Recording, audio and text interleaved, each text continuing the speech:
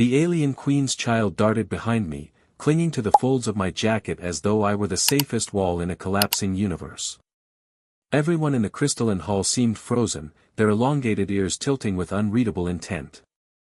3 days earlier, I had stepped through the portal from Earth, the gateway's humming frame making my teeth ache with the kind of resonance you can't shake from your bones. The moment I crossed, the familiar ground dissolved, and I found myself walking on translucent platforms of radiant light. Each step pulsed beneath my boots with a faint azure glow, as though the world itself was breathing under me. The air tasted metallic sweet, like silver melted into candy. "Welcome to Cerelia," announced my escort, a tall figure named Counselor Varian. His most striking feature was a pair of ears curving upward in spirals, like sculpted shells of moonstone. He held up a graceful hand. "Do not step off the path.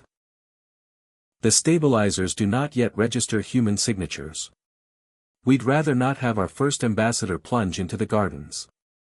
I swallowed hard and kept my eyes forward. The city beneath us stretched into infinity, spires piercing clouds that shimmered with their own fire. I tightened my grip on the diplomatic satchel slung across my shoulder. It was the only object that still felt normal, solid, mine. Varian gestured toward a structure rising out of thought made visible. Walls of shifting translucence opened and closed like gills, revealing flashes of chambers within. "The Queen expects you in the throne hall," he said. His ears twitched faintly. I hoped that meant amusement rather than annoyance. We crossed corridors that pulsed and flexed like the veins of some living creature.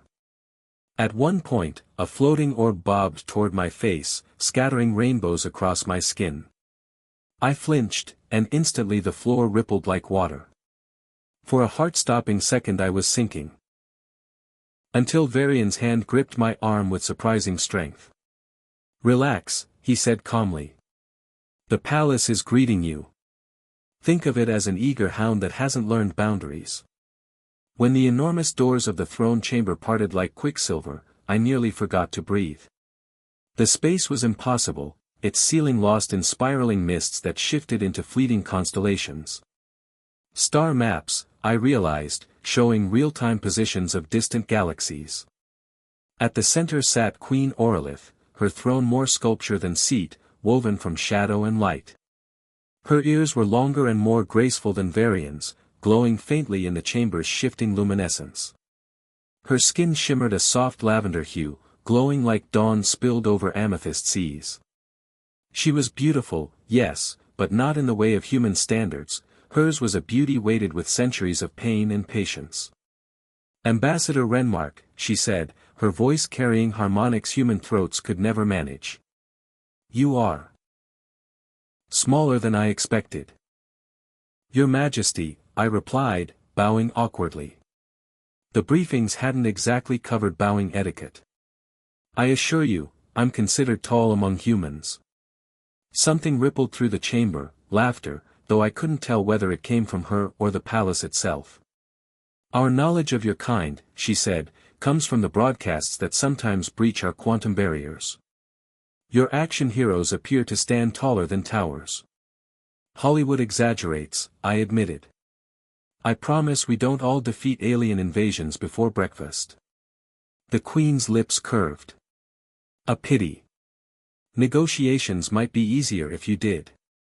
The walls shifted then, displaying star systems linked with glowing arteries. Trade routes, alliances, disputes, all rendered as flowing light. "Your species seeks formal relations," Orlith continued, her tone sharpening. "And yet your world remains fractured, your governments divided. Why should we trust agreements forged by those who cannot agree among themselves?" My pulse thudded in my ears. This was the question my superiors had warned me about, the one no answer could fully satisfy. "Your Majesty," I said, forcing my voice steady, "diversity isn't weakness. It's our strength. Innovation, resilience, even survival, these grow from the friction of different perspectives. Humanity thrives not in uniformity, but in collision." "An interesting philosophy," she mused. Her gaze cut deeper. "Yet you stand here alone. Where are these many perspectives you claim to represent? Heat rushed to my cheeks. Well, there was some disagreement about who should lead this delegation. Europe wanted its top linguist. The Americans pushed for their star negotiator. The Pan-Asian Cooperative demanded technological expertise. They compromised by sending me, the one person nobody objected to. Varian's ears twitched with something close to laughter. The Queen tilted her head, eyes glittering. So, you were chosen not for excellence, but for unremarkableness. I managed a crooked smile. I prefer to call it being diplomatically versatile. Like a Swiss Army knife. Not spectacular, but occasionally useful. For a moment, silence. Then, the floating orbs pulsed together in warm rhythm, and I felt an odd wash of acceptance pass over me. The palace, I realized, was beginning to recognize me, not as a threat, but as something else. Whether that was good or bad, I couldn't tell. Counselor Varian will escort you to your quarters, the Queen said, rising with liquid grace. Even the air seemed to shimmer faintly against her lavender skin. Tomorrow we begin true negotiations. Tonight, try not to activate anything that glows. That encompasses 90% of the palace. As the doors closed behind us, I let out a breath I hadn't realized I was holding. I had survived first contact. But I couldn't shake the feeling that I had also just passed some kind of test I hadn't known I was taking. The next morning, I was startled awake by song, literal song, the walls of my chamber harmonizing in cascading notes that shifted from soothing to downright insistent. I stumbled from bed, waving frantically at glowing surfaces. Stop. I'm awake, I promise. The music ceased with what sounded suspiciously like snickering. Good morning, Ambassador Renmark, the room said, its voice everywhere and nowhere. You have 17 minutes before cultural orientation with Counselor Varian. 17. I muttered, rubbing my eyes. Fine, shower, quick. Blue lights guided me into a small alcove, where a metallic flower sat upon a pedestal. Cleansing station activated, the chamber intoned. Remove coverings for optimal decontamination. I just need a shower, I said, already regretting it. Processing request. Shower mode engaged. The flower unfolded and exploded in a cloud of pink foam that clung to every inch of me. It smelled like strawberries and felt like silk. Within seconds I was buried alive, sputtering bubbles. Decontamination complete. You are 47% cleaner than baseline human standards. 47. I coughed. What's it take to hit 100? Complete molecular dissolution. Not recommended for carbon-based organisms. Yeah, I'll stick with 47. The foam dissolved, leaving me dressed in liquid silver garments that shifted and wriggled around me. Your clothing has been upgraded, the room said cheerfully. Adaptive fibers will anticipate comfort and adjust accordingly. The shirt immediately attempted a massage. The pants jabbed at my legs in something resembling acupuncture. I tore at the fabric until it reluctantly stretched like taffy, letting me back into my own crumpled clothes. By the time Varian arrived, his ears were twitching in what I was beginning to recognize as silent laughter. I see you've met the cleansing station, he said mildly. First encounter rarely goes well. The Centauri envoy last month emerged entirely blue. It tried to massage me, I grumbled, still plucking pink residue from my hair. That would be the clothing. Valerian textiles prefer to care for their wearers. Your stubborn human garments confuse the system. We stepped into corridors that rearranged themselves as we passed, walls shifting like liquid crystal. Figures with elongated ears paused in their routines, tilting them toward me, curiosity, not hostility, I hoped. Orientation begins in the observation chamber, Varian explained as a spherical room opened before us. We start with social customs. Then technology familiarization. The lesson quickly became an exercise in humiliation. Greetings required precise ear tilts I physically couldn't perform. Written language floated in 3 dimensions, forcing me to swim through glowing glyphs. When I tried reading a recipe for morning tea, the display flickered and the chamber erupted with tiny storm clouds spelling out phrases I hoped weren't profane. Fascinating, Varian said. You've triggered a probability cascade. Somewhere in the multiverse, you now brew excellent tea. Here, you've rewritten weather control protocols.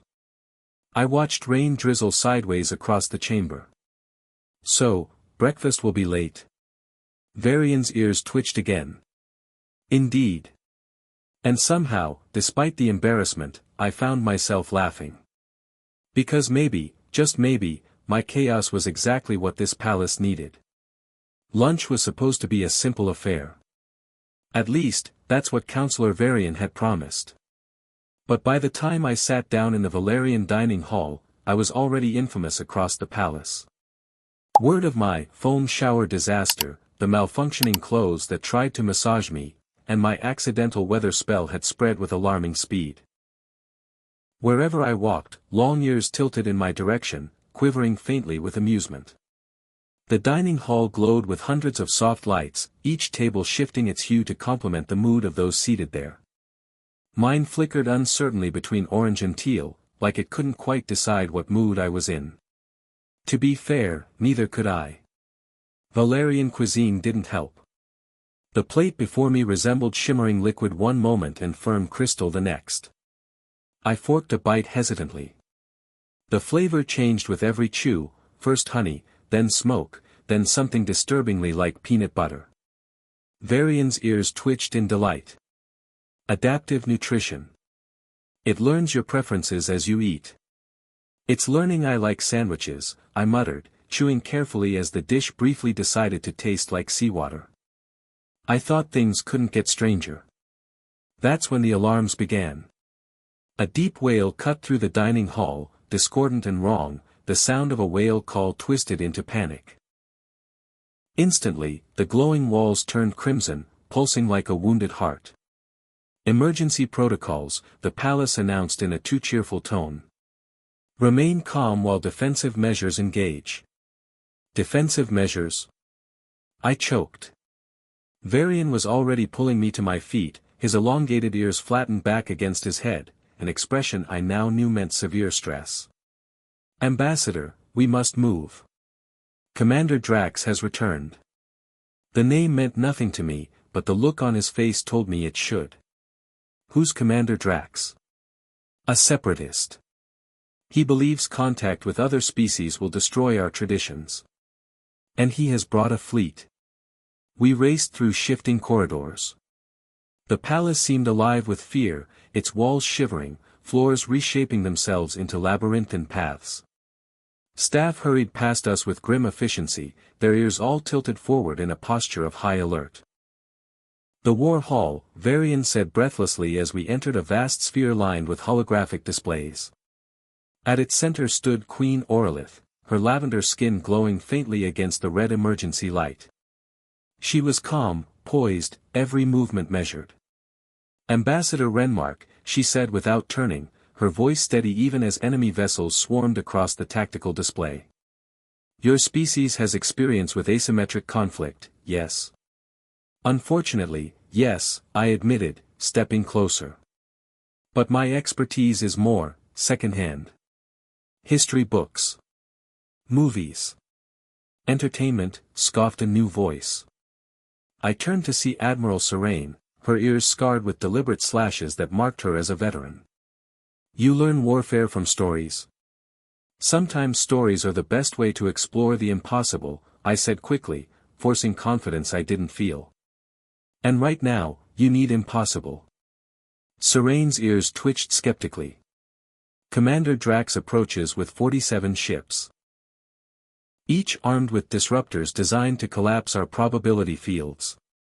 One strike, and the palace's systems will die. My eyes darted across the holographic map. Red icons converged on the glowing image of the palace. Too many. Far too many. What if, I hesitated. It sounded ridiculous even in my head. What if you shut everything down first? Silence. Every ear in the chamber tilted toward me in disbelief. You suggest we disable our own defenses? Serene's voice was sharp as glass. Think about it, I pressed. Drax expects you to resist with technology. He'll use disruptors to cripple it, then overwhelm you. But if the palace goes dark on its own terms, he'll have nothing predictable to strike. Controlled chaos. Queen Orlith finally turned, her violet gaze steady on mine. Go on. Your palace rearranges itself, right? Corridors shift. Rooms transform. What if it leaned into that? Turned unpredictability into a weapon? False paths, dead ends, moving chambers. Make it impossible for his forces to navigate.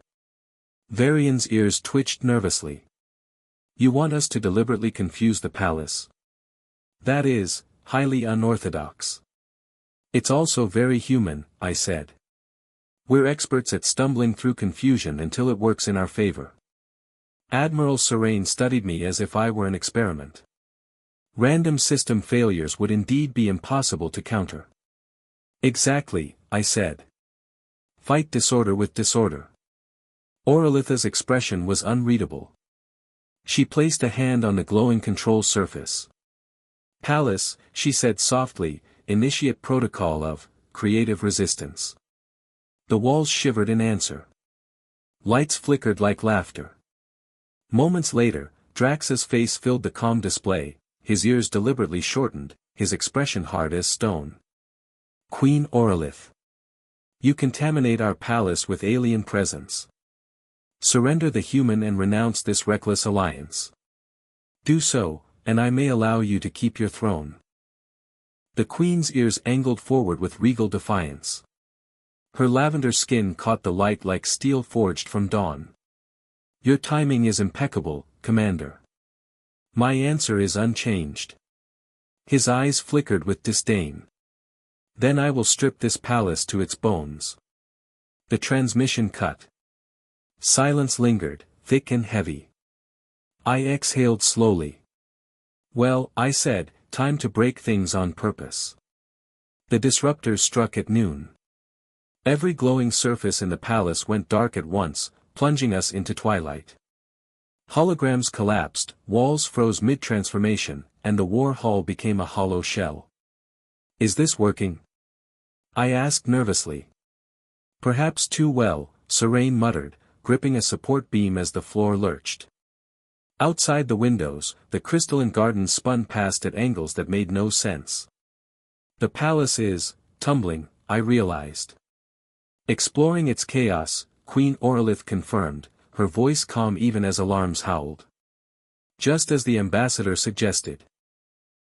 Somewhere distant, the palace groaned like a living being in pain and joy. Corridors folded in on themselves, staircases looped into impossible geometry, chambers overlapped like dream fragments. Commander Drax's forces will never navigate this, Varian whispered. I wanted to believe him. But the chaos had its own ideas. One moment I stood in the war hall. The next, the floor slid from under me, a gleeful tilt that dropped me into a new chamber entirely. Bookshelves floated in spirals. Volumes murmured to one another, rearranging by emotional resonance instead of subject. Poetry nestled beside engineering manuals, romance tangled with physics. I blinked. Excuse me. A leather-bound tome of advanced mathematics drifted near.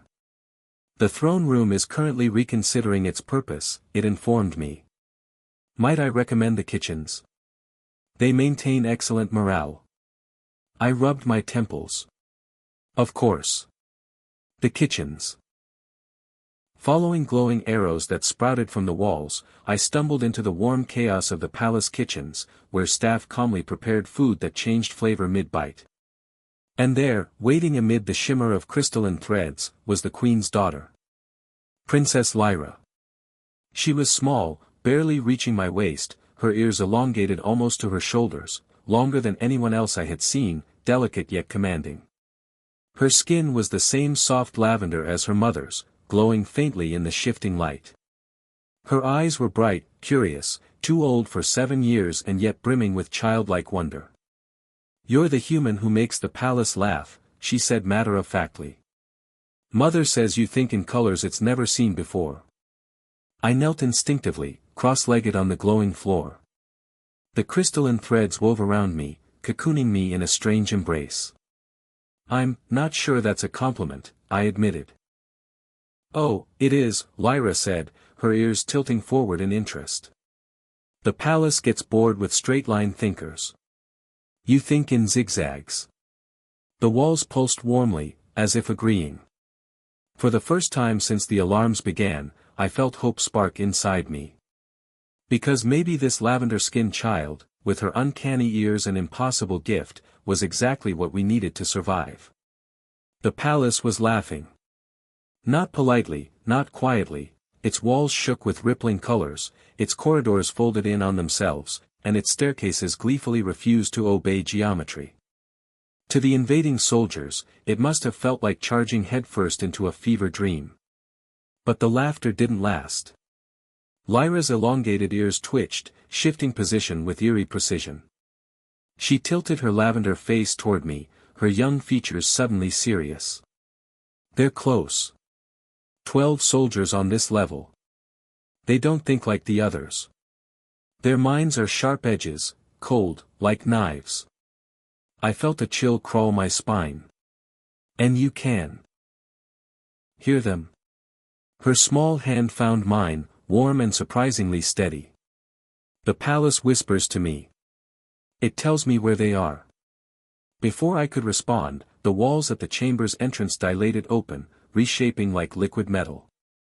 3 armored soldiers stepped through, their weapons glowing with a harsh white light that made the air crackle. Behind them, bound in shimmering restraints, was Queen Orlith herself. Her lavender skin shimmered faintly under the energy bands, her ears flat against her head in fury. "Release the child," barked the lead soldier, his voice distorted through a modulator.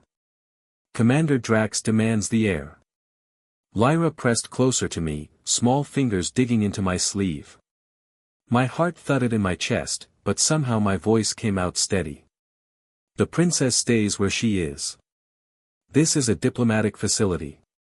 You have no authority here. Diplomatic immunity does not cover harboring fugitives," the soldier spat. "Stand aside, human." Orlith's voice cut across the tension, low and sharp. "She is 7 years old. What threat could she possibly pose to your commander's revolution?" "The same threat all bloodlines pose," the soldier retorted. "Continuity of a failed system." He raised his weapon. Instinctively, I stepped between him and Lyra. My mind screamed that I was about to be incinerated. But Lyra whispered into my back, "The palace is crying." The words froze everyone, even the soldiers. A deep resonance rolled through the chamber, a sound like a whale song bent through crystal. The walls pulsed with light, not playful this time, but mournful. "It doesn't like them," Lyra continued, her small voice growing stronger. "Their thoughts hurt its mind." One soldier scoffed. "Superstition." He leveled his weapon, then stopped, because threads of silver spilled from the walls, weaving themselves into barriers between us and them. The same nanofibers that had stalked me since my first day now moved with clear intent, bristling like protective vines. "The palace likes him," Lyra explained, pointing at me. "It thinks Ambassador Renmark is funny. It doesn't want the sharp-thinking people to hurt him." I swallowed hard. "Well, I do appreciate the support." The soldier hesitated, unsettled. Before he could recover, Drax's voice crackled through his calm report. The lead soldier stiffened. "We have the queen and the human. The child resists." There was a pause, then Drax's cold reply, "Explain." Lyra stepped forward, her lavender skin glowing faintly in the pulsing chamber light. She didn't shout, yet her words carried through the soldiers' comms with crystalline clarity. "The palace wants to know why you called it a building. That hurt its feelings. It worked very hard to become alive." Another pause, longer this time. When Drax finally spoke, there was a faint crack in his iron tone. The child is speaking through our systems. The palace is speaking through me, Lyra corrected sweetly. Her elongated ears tilted forward in concentration. It says your disruptors gave it a headache. But now it feels better. More creative. Would you like to see what it's learned about space-time? The chamber stretched suddenly, its walls peeling back into infinity. Distances unraveled, dimensions bent. One moment the soldiers stood a few feet away, the next they were kilometers distant, or perhaps only inches. Their equipment shrieked alarms, unable to process the environment. I held on to Lyra's hand like an anchor. My stomach twisted, but she stood steady, her lavender face calm, her gaze bright with a strange joy. Do you see? She asked me. The palace isn't fighting. It's playing. I forced a shaky laugh. Remind me to never play hide-and-seek here. The soldiers stumbled, disoriented, weapons faltering. Queen Orlith seized the moment. Commander Drax, she called into the comms, her regal voice slicing through the distortion. You wished for proof that contact with outsiders corrupts us. Instead, you see the opposite. Our palace grows stronger through difference. Through chaos. I couldn't resist adding, through human error. The walls rippled with laughter, or maybe that was just me losing my mind. Then the palace shifted again, and we were no longer in the chamber. Instead, we found ourselves in a new space, chairs forming in a circle, walls calming to a soothing glow. Welcome to the diplomatic resolution chamber, the palace announced proudly. Shall we begin negotiations? I blinked. It just created a conference room. Lyra grinned, her lavender cheeks dimpling. It wants to talk.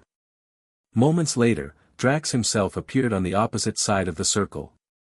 His projection flickered with static, but his shortened ears and stormy eyes were unmistakable. This is madness, he growled. You would entrust the fate of our world to a laughing building and a child? Not a child, Orlith corrected, rising gracefully despite her restraints. My daughter. The palace chose her. And it chose the human, too. Drax's jaw tightened. Then perhaps our heritage truly is lost. No, Lyra said, her voice quiet but firm. It's just different. And different isn't bad. The palace hummed in agreement, the air shimmering around us.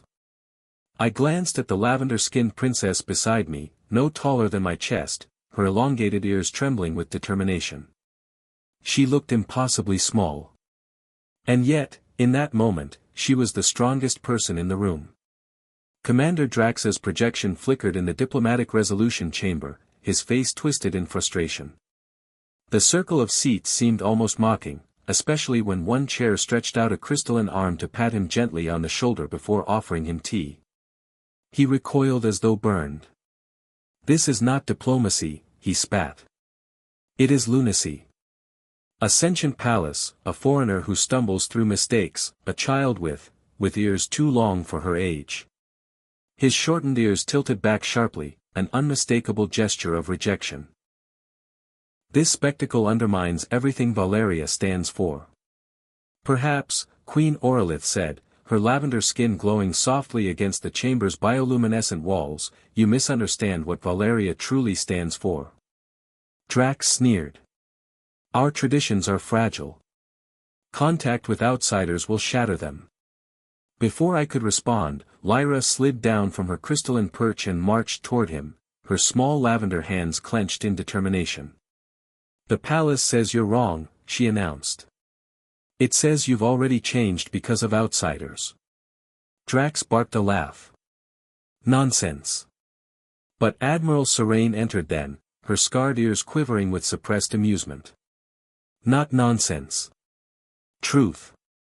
Your ships use human communication codes. Your tactics are modeled on their histories. You claim to defend purity, Drax, yet you build your revolution with borrowed tools. The chamber pulsed with quiet agreement. Even the walls seemed to lean closer. I cleared my throat, feeling all eyes and ears on me. Look, Commander. Maybe you're right about one thing, contact changes us. But change doesn't mean loss. It means growth. Drax's eyes flickered toward me, stormy and uncertain. Take Lyra, I continued. Her gift, hearing the palace, speaking for it, didn't come from me. That's all Valerian. But it blossomed because of me. Because I thought wrong. Because I broke things. Lyra's elongated ears twitched proudly. The palace says Ambassador Renmark's mind tastes like laughter and looks like colors it never saw before. It wants to keep him. Heat flushed my cheeks. Mutual appreciation. The palace's voice chimed, airy and mischievous, confirmed. Drax stiffened. Buildings should not have feelings. In answer, a tendril of crystalline light unfurled from his chair and patted his hand, offering a second cup of tea. He pulled back, glaring, but his fingers trembled. Orlith stepped forward. We are not less Valerian because our palace laughs. We are more. For a moment, silence reigned. Then the palace whispered, Ambassador, imagine something impossible. I closed my eyes, exhausted and reckless, and pictured the most absurd vision I could, vegetables in suits conducting interstellar negotiations while riding rainbow-scaled dragons through libraries built of frozen music. When I opened my eyes, that exact scene unfolded around us. A cucumber adjusted its tie while citing galactic law. A carrot tapped notes into a crystalline typewriter, while the dragon beneath it hummed a lullaby that shook the air. One of the vegetables bowed to Drax. Your revolution, good sir, synthesizes no fewer than 17 cultural paradigms. Remarkably Valerian, if I may say so. Drax stared, utterly undone. This is insanity. Yes, Orlith said softly. And brilliance. We are explorers of possibility. Fear of change is not preservation, it is abandonment of who we are. The vision faded, leaving us once more in the quiet chamber. Drax sat motionless, his shortened ears trembling. Slowly, he lifted a hand to touch them. For the first time, uncertainty cracked his mask of certainty. I thought, cutting them free would protect our heritage, he murmured. You cannot sever what you are, Orlith replied. But you can transform it. Lyra walked right up to him, tilting her elongated ears forward in childlike curiosity. The palace says your mind has pretty colors under all the gray. It wants to see them. Something inside him broke. His shoulders sagged, and his stormy eyes dulled to weary sorrow. He whispered, if I ordered my forces to withdraw, what assurance would I have that our culture is not drowned in chaos? I leaned forward. Then help protect it. Who better than you? Director of Cultural Preservation, perhaps. Not an enemy, but a guardian. Drax blinked at me. You offer me a place in this future. I smiled. I offer you a chance to build it. The palace hummed warmly. Orlith's lavender face softened, and Admiral Serane's scarred ears flicked in what I finally recognized as approval. 6 months later, I stood once more in the throne hall. It had returned to grandeur, soaring high with constellations rippling across its ceiling. Beside me, Lyra demonstrated her gift to a delegation of human scientists, her lavender skin glowing under the lights, her elongated ears trembling with focus. Commander Drax, now Director Drax, stood nearby, his ears slowly regrowing, his revolutionary fervor transformed into passion for cultural preservation. He spoke earnestly with the scientists, determined to ensure Valerian traditions would be understood, not erased. You know, Orlith said as she joined me at the observation platform, the palace still asks about you when you return to Earth. It has grown fond of your chaos. I chuckled. The feeling's mutual. Though I have to ask, does it still rearrange things when I'm not here? Oh yes, she said with a smile. It created an entire wing called the Ambassador Renmark Memorial Confusion Galleries. Quite popular with visitors. I laughed, watching Lyra as she spoke confidently to the delegation. She had grown taller, her ears longer still, her presence a living bridge between our worlds. I never thought I'd say this, I murmured, but getting lost in your transportation system was the best thing that ever happened to me. The palace, Orlith replied, her lavender skin glowing softly in the starlight, wholeheartedly agrees. And in that moment, with laughter in my chest and possibility in the air, I realized something simple and profound: chaos had saved us. And that, my friends, is how a bumbling human diplomat, a lavender-skinned queen, and her extraordinary daughter turned a war into a partnership. What began as a mission doomed to failure, one man representing a divided Earth, became the spark for something far greater. The palace itself, once a silent marvel of architecture, awoke to joy because of a child's gift and a foreigner's clumsy mistakes. And in doing so, it showed everyone a truth we often forget: perfection isn't strength. Connection is. Diversity is. The zigzags matter more than the straight lines. Lyra grew into a symbol of unity, her elongated ears and psychic gift bridging minds across galaxies. Queen Orlith proved that strength can wear lavender skin and still radiate steel. Even Commander Drax, who once wanted to tear it all down, found a place as protector of heritage rather than its destroyer. And me? I just kept stumbling forward, making mistakes, and somehow, that was exactly what the universe needed.